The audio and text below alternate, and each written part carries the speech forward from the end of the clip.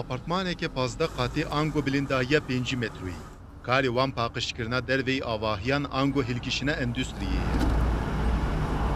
Li Diyarbekirê hejmara apartman û avahiyên nû roj bi roj zêdetir dibe.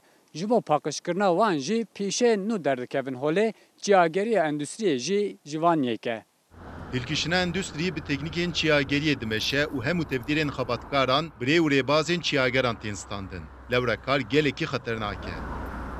Kuderek vinç nakave şunek insan nukapegeci emra istasyona xabalamıştıkın pedegin teknik olarak işte matkap kolamıştıkın ondan sonra afişa ditinin asmıştıkın falan.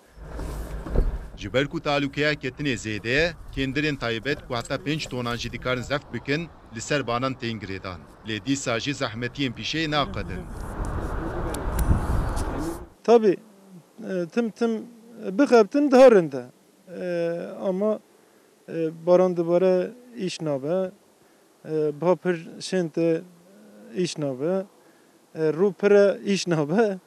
Yani hava pir önemli cemme. Heke li herêmê avahiyên modern zêde bibin, hilkişine endüstriyê jî dê wek pîşeyekê di nav cîwanan de were qebûl kirin.